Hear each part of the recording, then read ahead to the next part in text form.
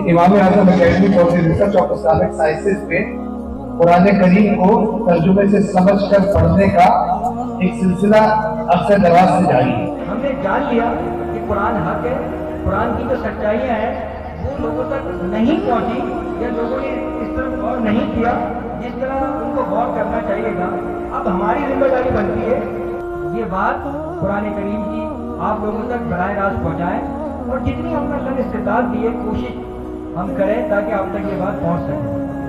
और जब तक आप अल्लाह की किताब को उस जबान में ना पढ़ें जो आपको समझ में आए, उस वक्त तक अल्लाह की बात आपकी समझ में आ नहीं सकती है। कुरान करीम में अल्लाह ने फरमाया सूरह बकरा में, शहरु रमज़ान अल्लज़ी उन्ज़िला फ़ीहिल कुरान हुदल लिन्नासि व बय्यिनातिन मिनल हुदा वल फुरक़ान। फरमाया कि रमज़ान का महीना वो मुक़द्दस महीना है जिसमें अल्लाह रब्बुल इज़्ज़त ने कुरान करीम का नज़ूल शुरू किया। लेकिन हम मुसलमानों ने अज़मत कुरान की वजह से रमज़ान शरीफ को वो बुलंद मकाम अता किया है और वो उसको अहमियत दी है हमने जो बकिया 11 महीनों को हासिल नहीं है। और उसकी वजह क्या है कि उसमें कुरान नाजिल हुआ। हमारी इमाम आज़म academy for the research of Islamic sciences के नाइब नाज़िम भी हैं और माशाल्लाह अखबारात में इनके बड़े कॉलम छपते हैं, कुछ किताबें भी लिख चुके हैं। दावत दूंगा सईदुल्लाह खान भाई को कि वो आए और आज के हमारे सोशल मीडिया प्लेटफॉर्म के हवाले से जो एक्टिविटी है उसकी आप तफसीलात हमसे शेयर करें। बहुत शुक्रिया। बहुत शुक्रिया साहिब भाई। तमाम शुरका महफिल को अस्सलाम वालेकुम। दोस्तों, साथियों और मेरी माँ बहनों, हमने ये जो इमाम आज़म academy for the research of Islamic sciences का बाकायदा इफ्तिताह जब हुआ था तो वो 26 फरवरी 1995 26वां रोज़ा 27वीं शब यानी आज के दिन इस इमाम आज़म एकेडमी का इफ्तिताह हुआ था।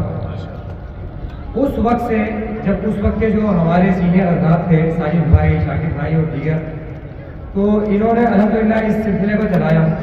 तो क्योंकि 95 का जो दौर था उस वक्त सोशल मीडिया, इंटरनेट ये चीज़ें इतनी ज़्यादा आम नहीं थी, तो एक सिलसिला जो है वो इमाम आज़म एकेडमी में चला और अल्हम्दुलिल्लाह आज तक चल रहा है।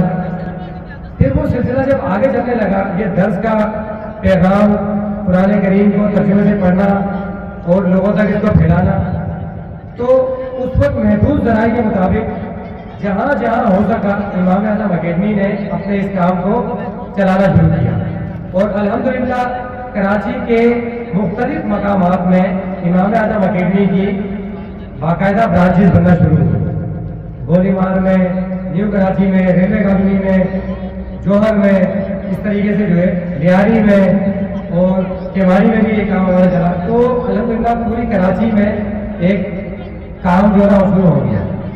लेकिन वो काम जहाँ भी दर्ज हो रहा था वहाँ 20, 50, 100 लोग इसी तरीके का होता था और बाकायदा यहाँ पर सालाना जो प्रोग्राम होता है या जो हमारे इवेंट्स होते हैं तो उनमें 200, 250, 300, 400 लोग आ जाते हैं। तो फिर ये सिलसिला जब आगे चलने लगा, फिर टेक्नोलॉजी का दौर आपको पता है पाकिस्तान में एक 2015 के बाद से व्हाट्सएप, फेसबुक और ये चीज़ें ज़्यादा होने लगी। तो इसी सिलसिले को देखते हुए हमने सोशल मीडिया की तरफ थोड़ा सा रुख किया। बहुत सीनियर करीब मेंबर भी हैं, नाज़िम आला भी रह चुके हैं कई मौक़ों पर और कई अरसे, और उनका बड़ा अच्छा और एक बड़ा अवामी किस्म का अंदाज है। तो मैं दावत दूंगा आज के बयान के लिए शाकिर साबिर भाई को कि वो आए और जश्न नज़ूल कुरान कॉन्फ्रेंस में अपना बयान पेश करें। बिस्मिल्लाहिर्रहमानिर्रहीम। शुरू अल्लाह का नाम लेकर जो बड़ा मेहरबान और निहायत रहम वाला है। रब्बि इश्रह ली सदरी व यस्सिर ली अमरी वहलुल उक़दतम मिन लिसानी यफ़क़हू क़ौली।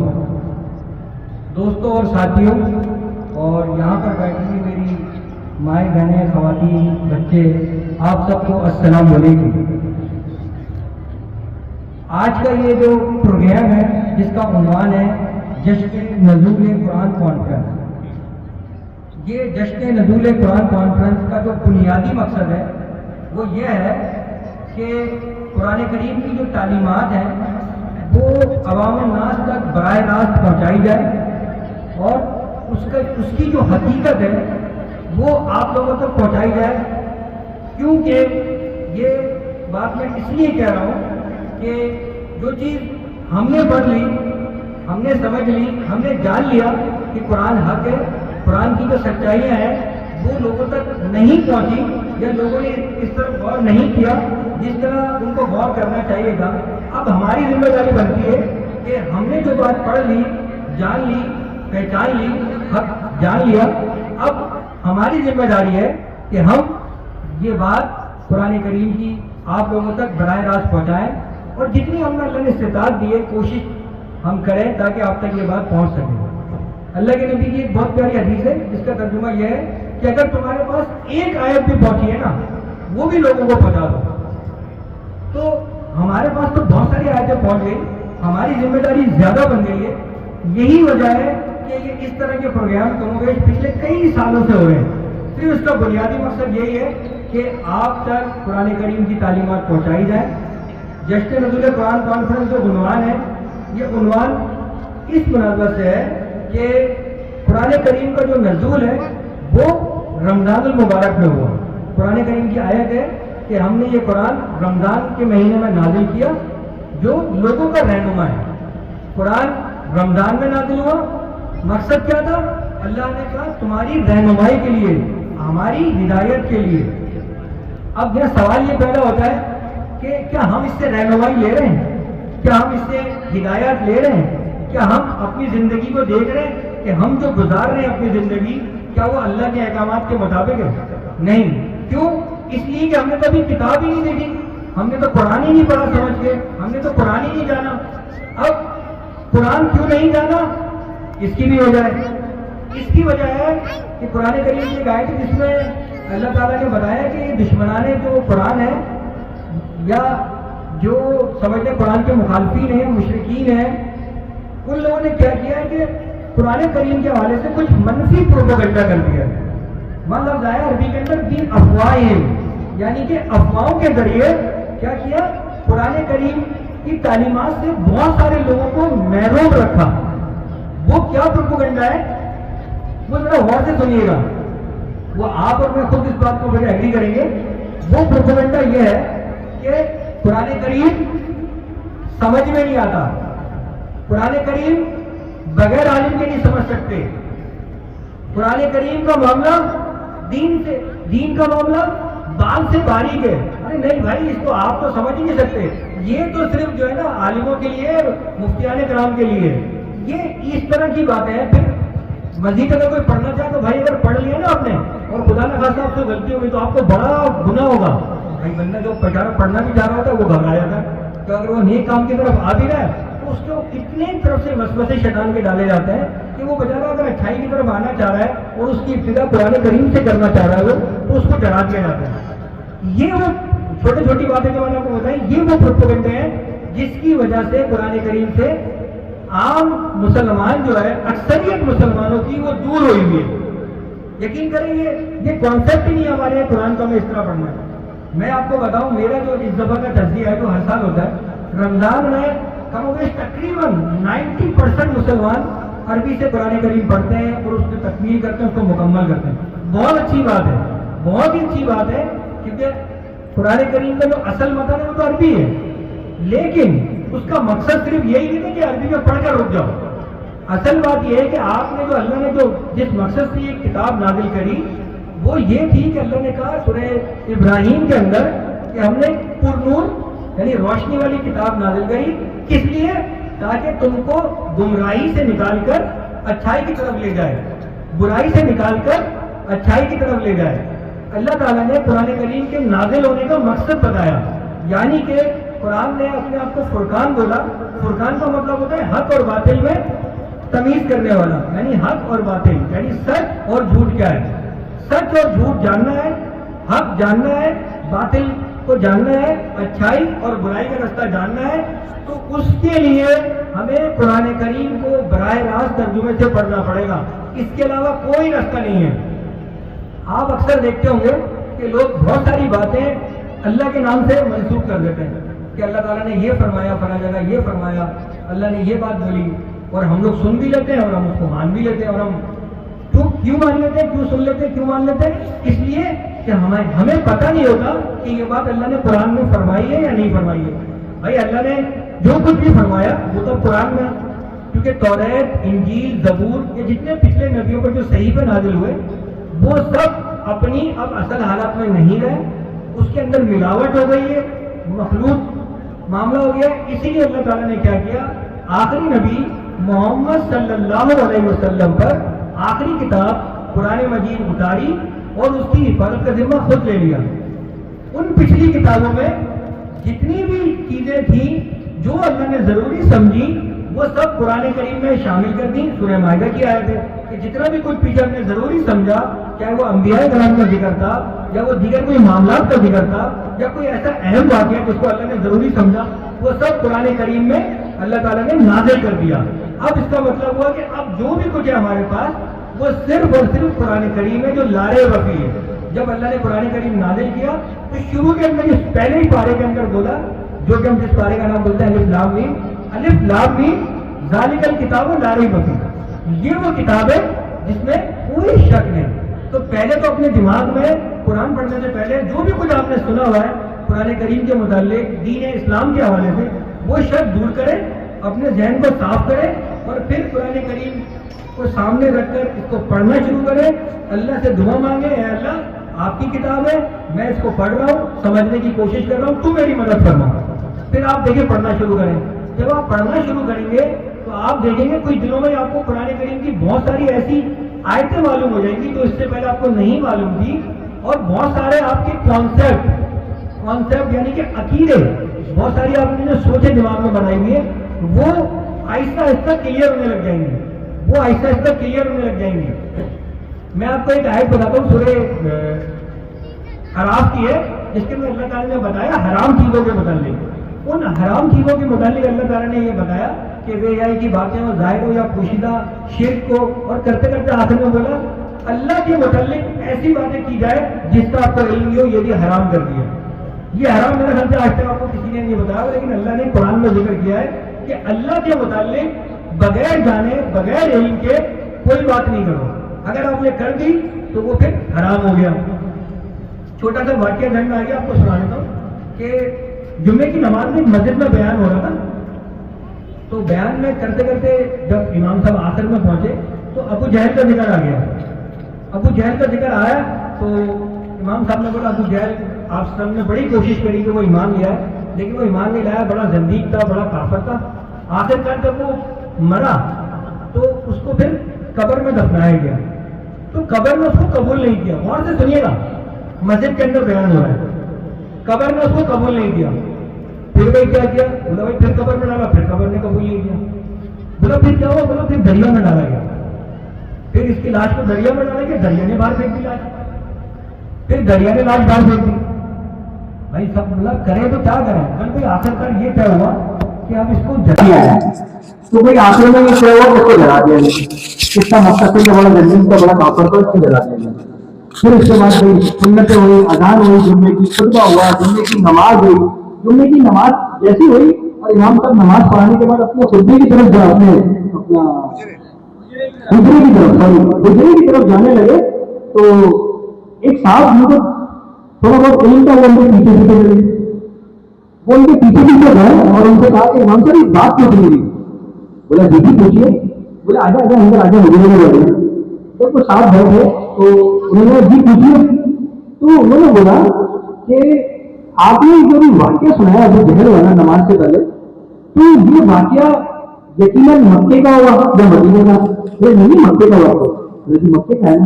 تو آپ نے یہ بتایا کہ جب اس کی لاش کو قبر میں قبول نہیں کیا، پھر اس کو دریا میں ڈالا گیا، پھر دریا میں باہر پھینک دیا، پھر دریا میں ڈالا گیا. جی جی بالکل. تو مجھے بتایا مکے میں دریا تھا. اگر آپ نے جغرافیہ کا مطالعہ کیا ہو تو مجھے بتایا مکے میں دریا تھا یا پہلے تھا؟ آپ ختم ہو گیا، مجھے بتا دیں. امام صاحب بتائے شرمندہ. تو اس نے بولا ہم تو بڑے سیدھے سادے مسلمان جمعے کی نماز میں آتے ہیں، اگر اس نماز میں آ رہے ہیں اور یہاں بھی اگر آپ صحیح اور سیدھی اور صاف باتیں نہیں بتائیں گے تو آپ سوچیں کہ یہ کس طرح چلے جائیں گے. اب وہی بندہ جس نے یہ واقعہ اس مسجد میں 1000 لوگ تھے اور 1000 لوگوں نے یہ واقعہ سنا اور انہوں نے جا کے آگے کسی کو بتایا، پھر हो सकता है कोई नया मुस्लिम से हुआ, उसको बताया होगा कि इस तरह जो वाकया हुआ, और नए मुस्लिम भी उसको हंसे कह कैसे मुसलमान है, इनको तो अपने नबी के शहर के बारे में पूरी तरह इल्म नहीं है कि वहाँ दरिया था नहीं था। तो ये मेरा पॉइंट ये था कि भाई अगर इल्म होगा तो आप धोखा नहीं खाओगे, आप भटकोगे नहीं। मिसाल के तौर पर यहाँ पर ये जेब नंबर का बैठे हैं, राहिल खान में बैठे हैं, ये मुझसे पूछे कि भाई टावर किधर है यहाँ से, और मैं इनको बोलूँगी सीधा जाए PIDC करके वो दिल्ली कॉलोनी और खैर और ये फिर आगे जाके टावर आ जाए। वहां पर आप बोले नहीं कहाँ आ गए, अब यहाँ से मिला ये बोले भटक रहे। क्यों? इसलिए कि इनको सीधा रास्ता मालूम नहीं था। जिसको मालूम होगा, जिसको मालूम चल जाएगा वो नहीं भटकेगा, जिसको मालूम नहीं होगा वो भटकेगा। अब हमारा भटकना क्या है? हमारा भटकना ये है कि सूरह निसा के अंदर में सारी चीजें बताई, विरासत के मामला, ये मामला को आखिरी आयत में बोला कि अल्लाह ताला ने तुमसे एहकाम इसलिए बयान फरमाता है कि भटकते ना फिरो। और मजीद की बात है, भटक रहे हैं, हम सब भटक रहे हैं, हम सब सीधी राह चाहते हैं, हक और सच जानना चाहते हैं, सुधारना चाहते हैं, माशरे को सही करना चाहते हैं।